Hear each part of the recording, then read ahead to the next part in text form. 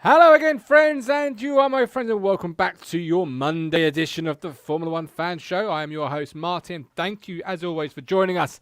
The F1 2020 campaign has come to a climatic finish, and we've got lots to talk about. But it's not our. I don't think it's our last show of the year. I think we're coming back with one more show next week to end 2020 ourselves and run through a few things. But we have got a number of topics, 6 topics on the wheel this week. The Wheel of Fortune.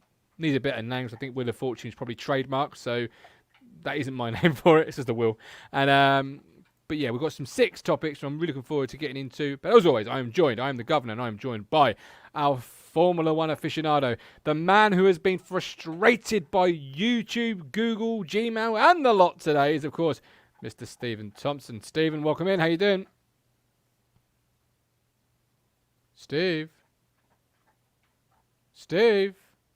Sorry, I'm just sending you a message because you all froze up though. Okay. Can you hear me now? I can hear you now. You're quite bad though. Okay. Well, I have to restart, I think. I think it's all okay my end. It's like if we had a horrific crash in turn 1. This is the safety car has come onto the track. I will drop you out. You will have to pit, Mr. Thompson, and instead I will bring in his co-partner. He's the second driver in this team. Hopefully, he's more like Hamilton and not like Bottas. It is, of course, Mr. Neil Moles. Neil, how you doing?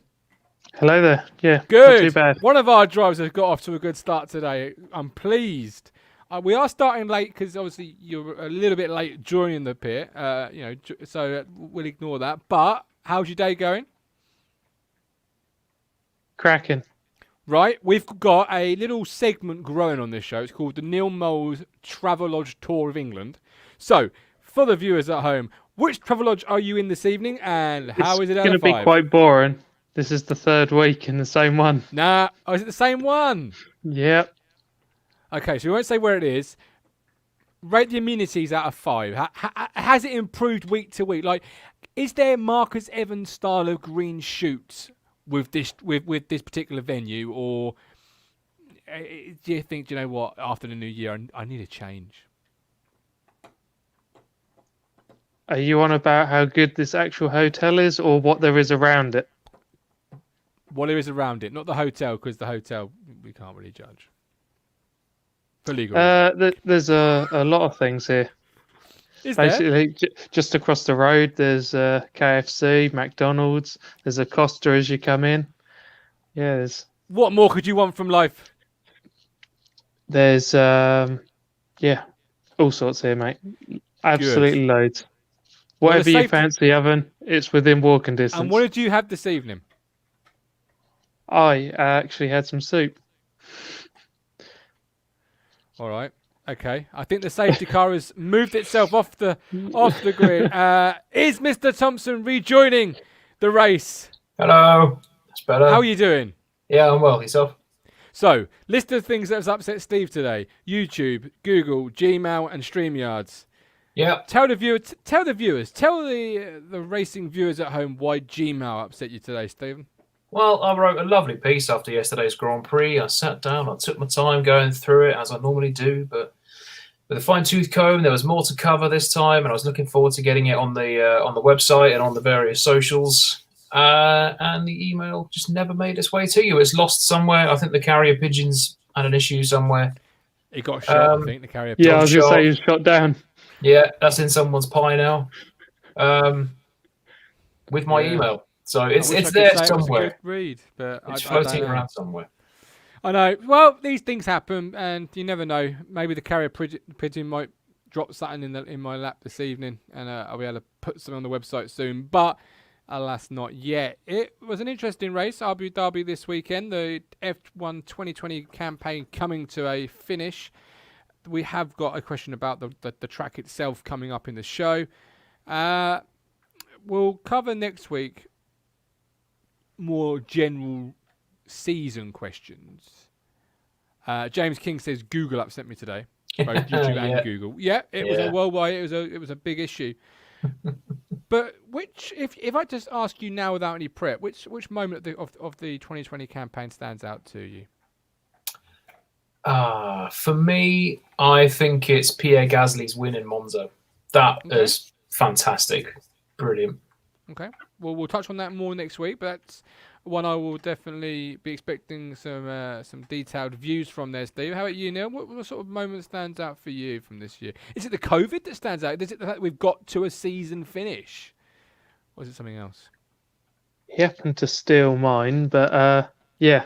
As all partners do, Mr. Bottas. Being a McLaren fan, early on in the season when we got a podium, and yeah, that was something that they haven't had for quite some time. Yeah. Okay. Right. I expect more. But as you said, it was great to get it kicking off in the first place because after Absolutely. Australia, it didn't look like it was going to happen. And we've had some touch and go moments. Obviously, drivers have had it. Drivers haven't had it. I suppose the moment for me is Grosjean, and I'll touch on more of that next week. But as a new fan, as a fan that's very new, that's a big moment in my F1 journey, if you like. And huge. That stands out for me so far. But I asked you for 3 points each for the wheel this week, and as you can see, we've got 1 to 6 on there. I'm going to spin it. And whichever one it comes out with, whoever gave that point to the wheel can kick us off with the debate from it. Because I feel like if you want it on the wheel, you must have a burning desire to talk about that. And then your partner in crime, your co-driver, can come in and have his say. Come on, Steve. I'll put the airbag down for the night. Oh, I know who this is. McLaren in third. Kick us off.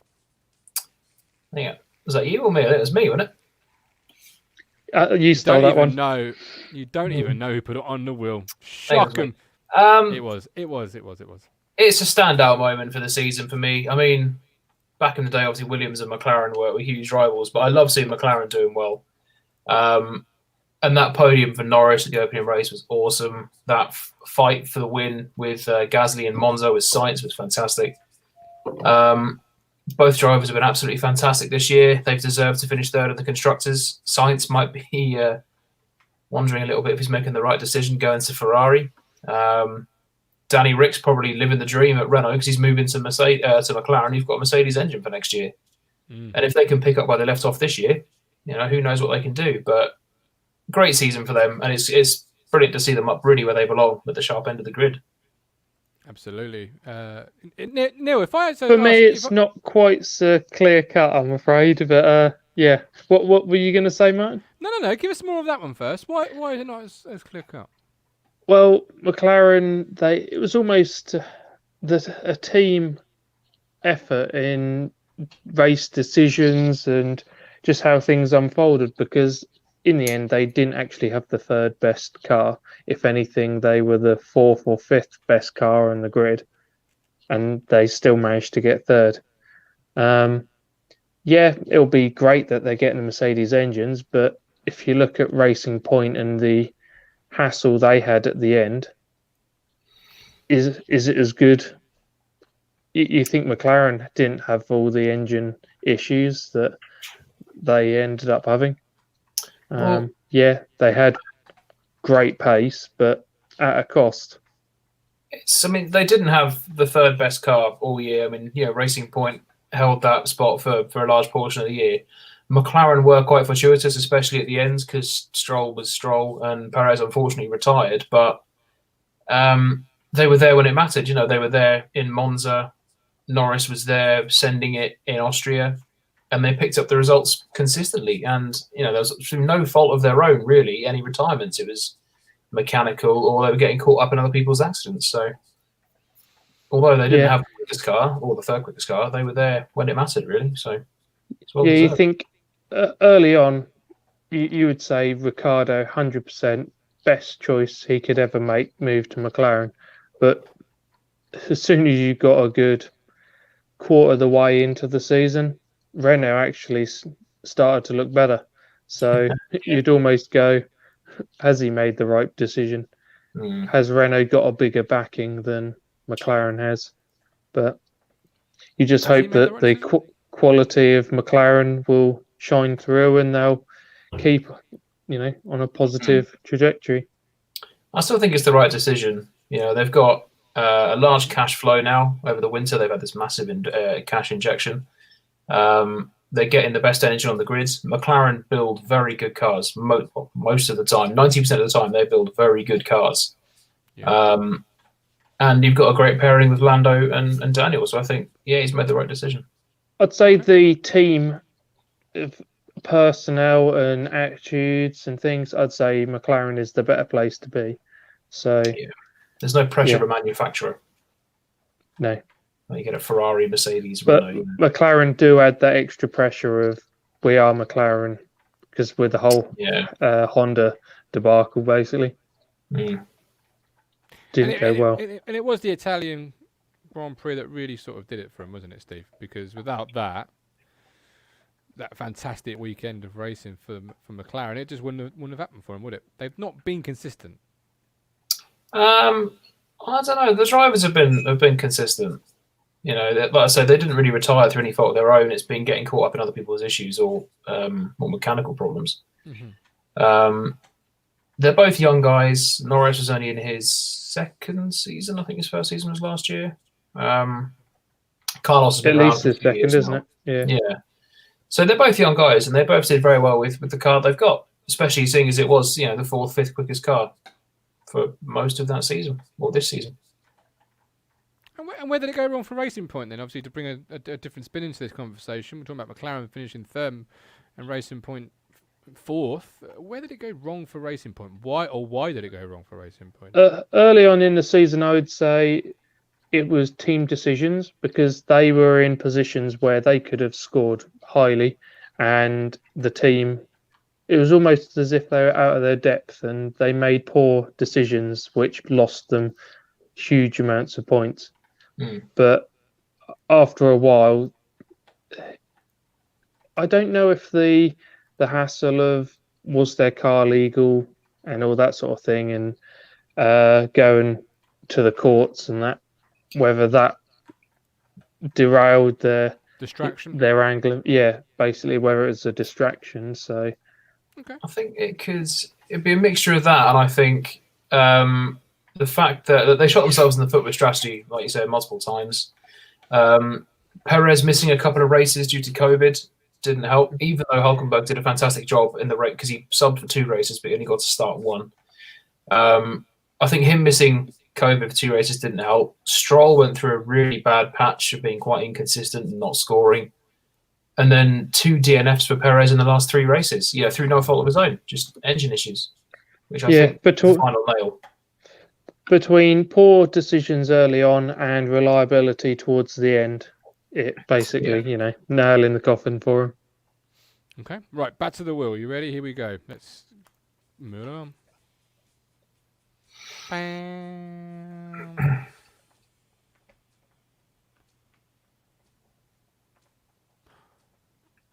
This is yours, Neil. Biggest talking point of the season. Talk us through it. Yes. Well, basically, it was almost how we started. To be honest, what was your biggest moment of the season? What really stood out? Okay. So, basically, as you said, Grosjean was a massive talking point. There was obviously Australia, where the season almost never really happened. And and then the big surprises we had throughout the season. The likes of Perez also getting COVID, and Lewis towards the end. That was pretty much the angle I was going at. I guess the biggest talking point for me is the moment was Grosjean, but the talking point has got to be Russell, right? Because that is brought the season sort of to a finish, and we're now in that conversation of could he, should he? It's no longer a could he, it's more now of a should he, isn't it, Steve? He's shown it once, but we want to see it again, don't we? I don't think it's a case of could he or should he now. I think it's a case of when will he, because he has shown that he deserves a seat at the top team. 2022, 21, sorry, Toto Wolff has already come out and said, no, Bottas is still racing for us next year. Silly decision. But so Russell's at Williams, contracted to Williams for another year. It will be his last year at Williams. I've already emotionally prepared myself for that. And then I think 22, you might see him in a Mercedes alongside Hamilton or maybe someone else if Hamilton doesn't stick around. But I think with going back to sort of the biggest talking point of the overall season, although Gasly's a really high memory for me, it's got to be Grosjean's crash, because we could be talking about how a driver died, so. God, yeah. And people are going to remember the 2020 season, A, for obviously not starting until halfway through when it usually should. Go into places we've either never been to before or haven't been to for 10 plus years. And Grosjean's crash. I think that's one of the images that's going to stand out, is that fireball. The circuits for me is one of the big standouts as well, because the fact of circuits. We were told several times we couldn't go to this track or that track because of safety reasons, the grading and all that. And then we had to go to places, and we've managed to go to them. We've had no troubles. So when they what's said, your excuse now? Yeah, well, when they were saying the season, we are going to race. We don't know how many races we're going to get. We've got this double header to start off with in Austria. And they were announcing circuits sort of on a weekly basis almost. We're saying, all right, in a month's time, we're going to Spain or wherever. And when they announced 3 races at the same time, one of which was Portimao, Portugal, which we'd never been to before, and one was Imola. And I was over the moon, because Imola's one of my all-time favourite circuits. Hadn't been to it since 06. And it's just a typical old-school circuit. It's undulating, it's narrow. You make a mistake, you're off in the barrier or in the wall, as we saw cars going off. So we got a better calendar, I think, than we would. Well, maybe, I don't know. It's tricky. I mean, because after all, we still ended in bloody Abu Dhabi, but we got a calendar we would never see. And we got to see cars on these circuits that we never thought we'd see, which is awesome. Can I bring up a talking point that has only come out in the last couple of days or so, which I want to get your thoughts.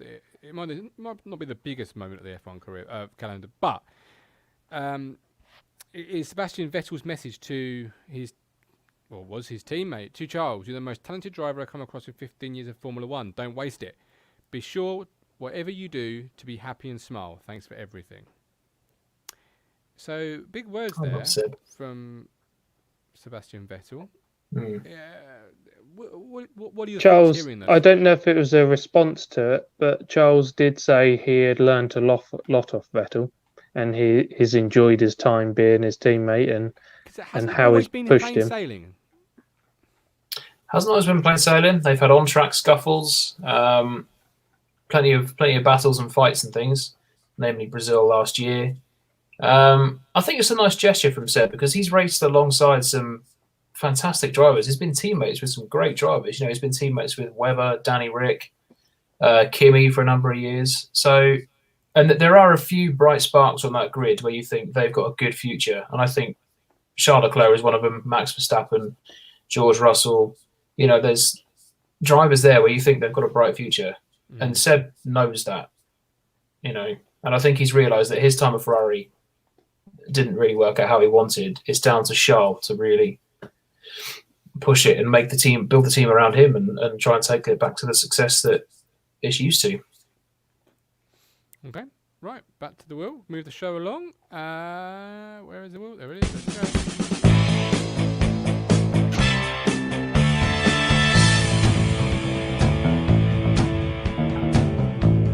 It's going to be a Steve one. It's going to be no points for Williams. Yeah, this was a sad one. Kick us off, Steve. Well, somehow they ended up with less points than they did last year. And then he got 1 last year. It's been a terrible couple of years to be a Williams fan. It really has. I remember saying throughout the shows we've been doing that, I'm confident they'll score points at some point this season. And they came very close, obviously, George Russell in Imola. Unfortunately, we know how that went. We did. He did score points, but for the wrong team. And it has been tricky, but I feel confident looking ahead to Williams next year. I feel more confident going into this year, or to next year, sorry, than I was coming into this year. Because next year they've got new owners, they've got a large injection of cash, they can upgrade facilities, they've got all this influx and stuff coming in. So I think next year, if they can develop their car, which was not looking too bad at the end because they were fighting with the likes of Haas, Alfa Romeo, especially Russell. I think they can hit the ground running. They could maybe not score points for the first few races, but this is providing we obviously get a normal season.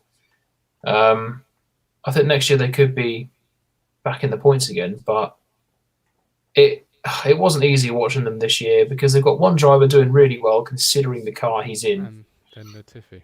And Latifi was just poodling around at the back of the grid. Getting his way in one race. And ironically, George Russell could have won a race if it wasn't for his replacement at Williams binning it in the wall. Classic God. Williams. But I mean, it's been a tough year to be a Williams fan, and I defended Latifi a lot earlier in the season. I thought, give him time to settle down. On this show, new driver, yeah. And I've just sort of lost all faith with him now, really, because he wasn't on it at all season. The car is better this season, though. Williams as a whole have been at least battling. You think at least a season ago they were well off the pace. Was it two seasons ago? They were over a second behind every lap. Last year in quali, sometimes they were 2 seconds off the pace with Kubica and Russell, but they were quite fortuitous that Kubica scored that point in Germany, which at least they got a point. They didn't even get a point this year. But it wasn't through lack of trying, and they came close. They finished 11th on a number of occasions. It's really sad that Russell could have got a race win, didn't end up getting one, and then you think Lewis came back and he was then fighting over 16th place. Oh, that was just sad, wasn't it? Because I got used to watching the Sakhir Grand Prix and looking at Russell sort of up here in the timing sheets, and then yesterday, where is he? He's down there again. Got you off the one race. Listen to the Williams fan. Trust me, and people think, it's so tough being a Ferrari fan. Shut up. There's some people who say it's tough being an Arsenal fan right now. Piss off. Try being a Town fan. Try being a Williams fan. Tiffy's highest finish in a Formula 1 has been 11th. Yeah, he's got it on a few times. Is there more to come from him, or do you think? Do you know what? When Russell does leave, it's almost time for an overhaul. Both drivers. I think next season could be, hopefully, touch wood, maybe, possibly, potentially better. He's going to have more time with the car. Mm-hmm. Debating whether they go for whether they go for an evolution of this year's car or overhaul for next year. I should imagine it'll be a development of this year's car, because of the rules of 2022, obviously coming into it. So pretty much they have to keep this year's chassis, so it will only be Billy Basic changes, plus obviously the rules. In which, sorry to take it away from your point, in 2022 we're going for a really strong ground effect and less strong aero on the surface, and the next season, 2021, we're doing completely the opposite. They're hacking massive areas off the floor, and they're removing the strength of the diffuser. So it's when you're pushing towards having strong ground effect, disturbs the next car less. Why are they then completely removing that? Or slashing it massively for next season, when the only way of getting any performance back is by putting more silly little fins and flicks on everywhere, which is going to make it harder to follow. I don't know. I think next year, 2022, I'm really intrigued and excited to see what can happen, because I'd love to see some more close racing. Going back to what I'm waiting for. Yeah, definitely. I mean, next year's going to be sort of copy and paste of this year, really, just on different tracks, hopefully. But 22 is going to be the big year. I think that could be the year where you see teams like McLaren, Alpine, Aston Martin really maybe start to push forward, potentially, hopefully Williams, but we'll wait and see. But going back to Latifi, I think give him a winter with this car. He's got to work on it. He can shape it sort of how he wants it. Obviously, you've got Russell, who they're going to maybe base it around more, but Latifi can have more of a say. Maybe he's got a year experience with the car. He's got a year in Formula One under his belt. He just needs to show next year that he can fight more with the teams around him, because you often saw Russell making up places. You rarely did with Latifi. Do you think with the new management that Williams will keep the likes of Latifi, or will they move away from getting that money in from these drivers? Well, as much as I like Latifi, I hope they now move further away from the pay driver, because they've got Russell, who's not a pay driver. He's there on talent and on merit. He obviously brings in some money because drivers do, but Latifi brings in the big bucks. And I hope now that they can start to move away from the pay driver situation they're in, because they've got a larger influx of cash. So they can get two drivers who are there on talent. You're right there, mate. He wants his bone. Go on, take your bone. Go away. You got someone like Jack Aitken, who didn't do too badly in his race where he deputised for Russell, apart from binning it in the wall. See two people driving for Williams who are there on talent would be great. Less of the pay driver side of it. Okay. Right, back to the wheel. Here we go. Sorry.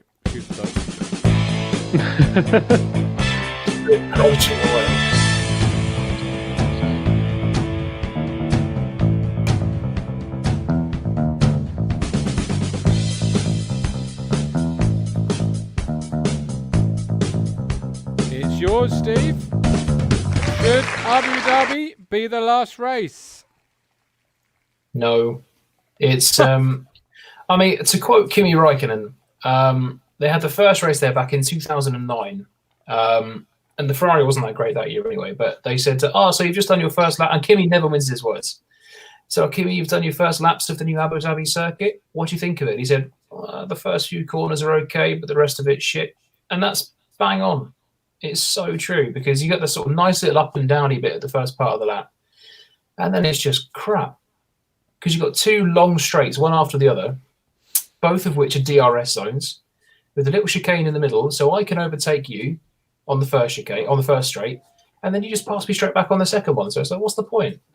And there's never any good racing there. There's miles of runoff, so you can make all the errors you want.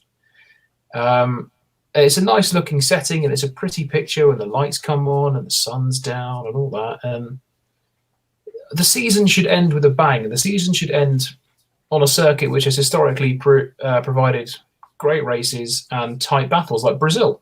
I'm a massive fan of the Brazil circuit, but because Abu Dhabi can just chuck more money at it, I said, right, we'll pay more to have the last race, and that's not how it should be. The thing is, though, you say, because I don't see that one straight after the other with a chicane in the middle as a problem, because Brazil is fairly similar to that, because you can have a good run down that pit straight, and then you go through the first corner, and if you get a good run on someone, you can actually get them back.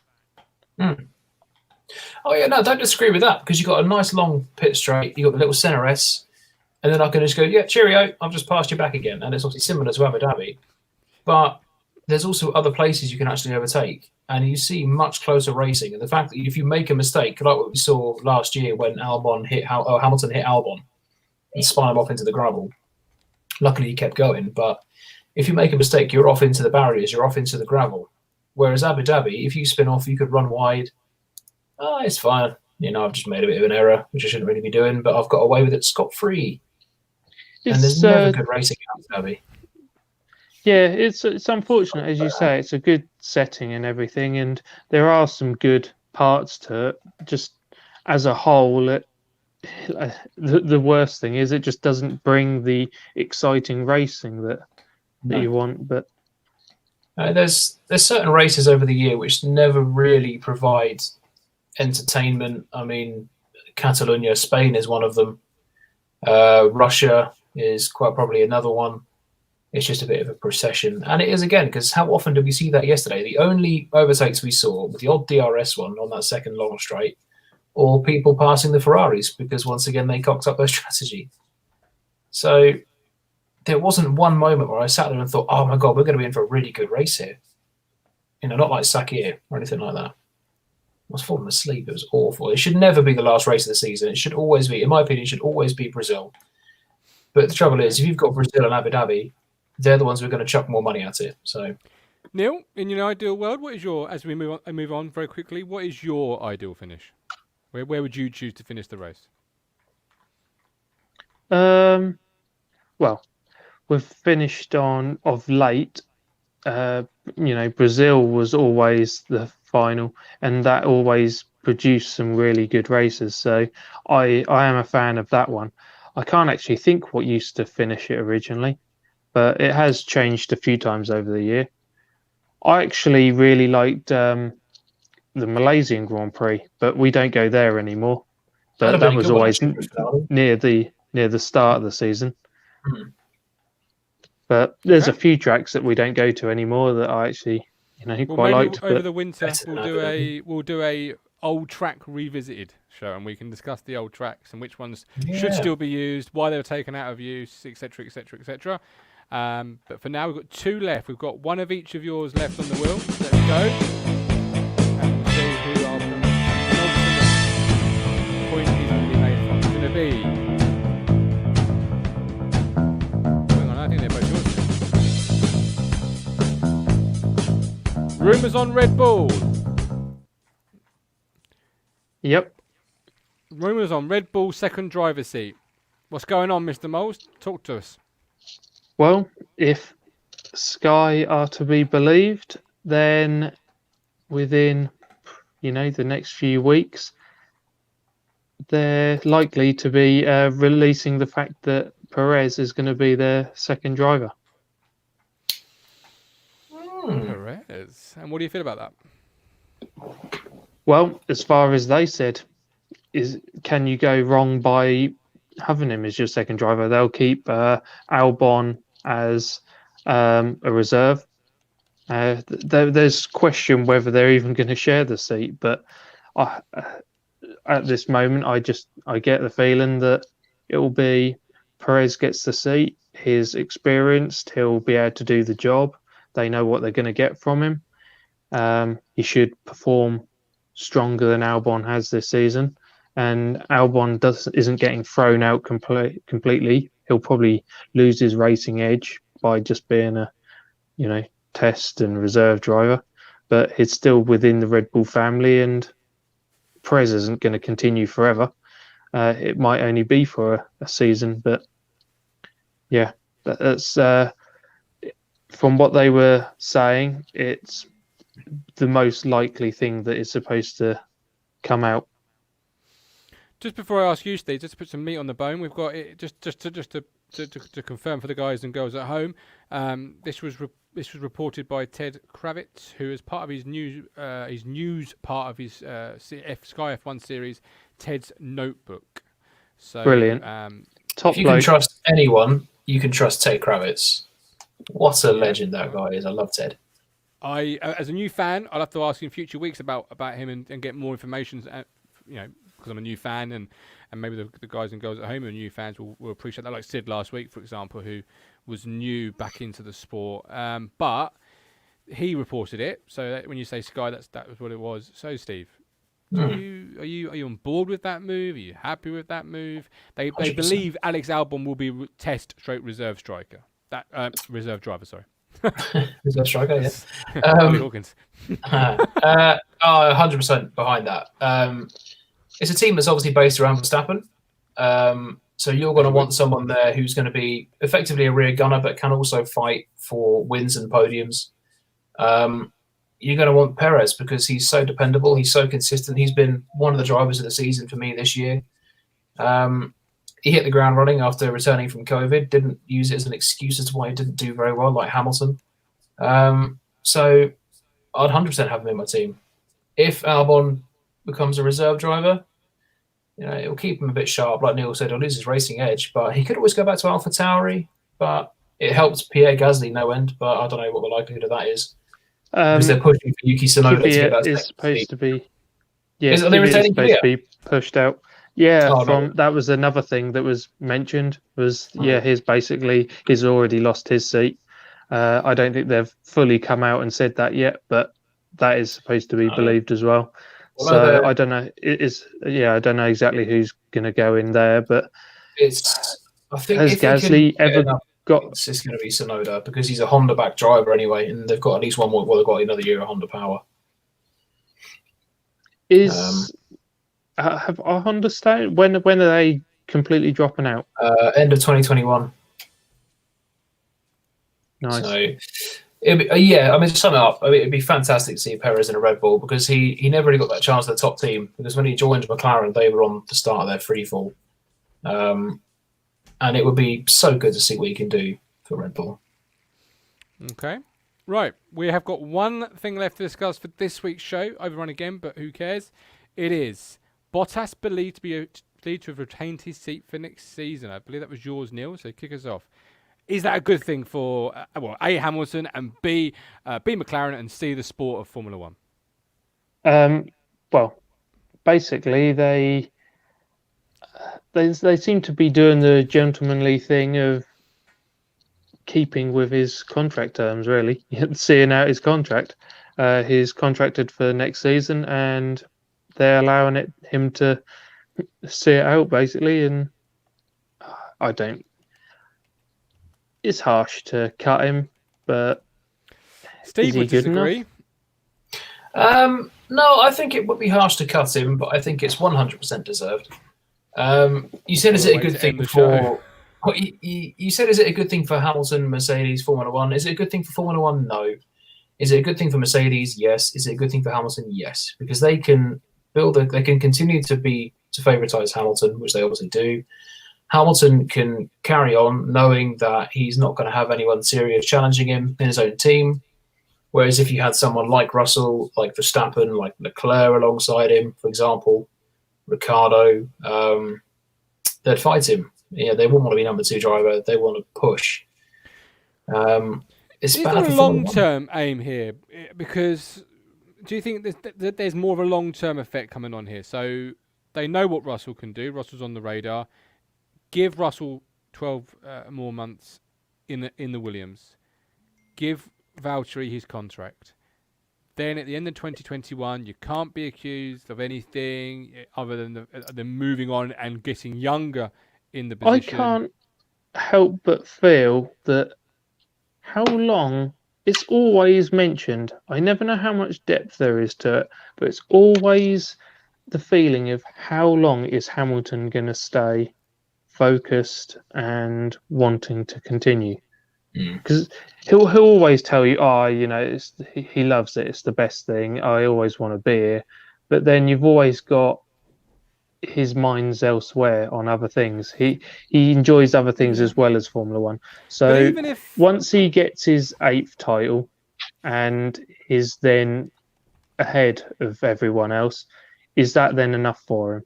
There's nowhere more to really, other than really throw the nail in the coffin and basically completely outdo everyone and just keep going and 9, 10, 11, however many he wants to get. But apart from that, is 8 enough? Is he then going to go, yeah, I'm the greatest of all time. That's enough for me. And then it'll be Russell replacing his seat and not Bottas's.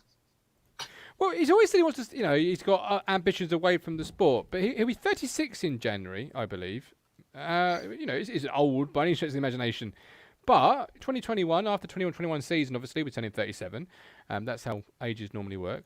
But the point to it really is that Russell will be 24. So even if you don't want to replace Hamilton at this point, Neil, Steve, you need as a team to start looking further and to the future. Right, and grooming somebody to be that number 1, if not straight away, but certainly in time. And let there be a natural transition. Well, 2021 is going to be, it's very likely it's going to be Hamilton and Bottas still, because even though Hamilton hasn't signed a deal for next year yet, I think it's inevitable that he will, because he's going to want to push for that 8th title. I think 2022, you could be looking for 1 or 2 Mercedes vacancies or Mercedes drivers. Russell will be one of them because he is a Mercedes driver. He's backed by their program. He's managed by Toto Wolff, who, of course, is one of the head honchos at Mercedes. The second driver, whether they will get someone else from the Mercedes Driver Academy, whether they'll get someone else from around the grid, it remains to be seen. But I think Russell will be in a Mercedes in 2022. Is he? I mean, I might be speaking out of turn here because obviously I'm new to the sport, so I'm not obviously up with the do's and the don'ts. But if Hamilton has a great season again next year, like he has done this year, and there's more records being smashed, is it too much pressure for someone like Russell to come in and be an instant number one driver and expected to not miss a beat, not have a team drop off, and there still be titles to be won? Is that too much? I think there'll be a slight excuse in 2022 because the rule changes. No one knows what, even though Mercedes have absolutely romped it in this hybrid era, it's a massive rule change. So, and they're generally what I enjoy because it throws everything up in the air, and any team can basically read even though they've tightened up on the rules of late, so there's less and less chance of it. But you've got your brawn moments and all that sort of thing. Someone reads the loophole and can get a jump on the others. I remember really looking forward to the 2014 season because you had, although I was quite sad to say goodbye to the V8s, and you had these new awful sounding V6s come in. Look what it did. It mixed up the entire grid. Red Bull, you had 4 years of dominance from Red Bull. They were suddenly off the pace. Mercedes had gone from sort of like a best of the rest sort of thing to being, as we now know, boringly dominant, more so than Red Bull. Williams then got jumped back up the grid, and they ended the season with the second fastest car, and they were almost always fighting for podiums. So those rule changes are, as an F1 fan, they're one thing you do look forward to because things do tend to settle down a bit and they get a little bit stale. And 2022, who knows? You could have someone like McLaren could be closer to the front. Alpine could be up there. Aston Martin, Ferrari again. So it'd be great to see you go to a race with a team with 4 or 5 different teams could win. That would be awesome. But we'll see. Okay. Well, there we go. Right. Well, let's bring this one to a close over our half an hour limit, but that's fine. We're back again next week. Same time, same place. As always, you can download this on any podcasting platform and take it with you. But Steve, good place to lead us out. Yeah, well, thanks very much for watching. We always do appreciate it, and obviously for following the race reviews throughout the season of what has been a very strange, predictable yet unpredictable season. Predictable in terms of races, unpredictable in where we've actually had those races. Obviously, thanks for reading my bits and pieces. Hopefully, my article will be up soon if Google wants to get its arse into gear. But yeah, we'll see you same time, same place. Get your beverages, get yourself comfortable. We'll see you there.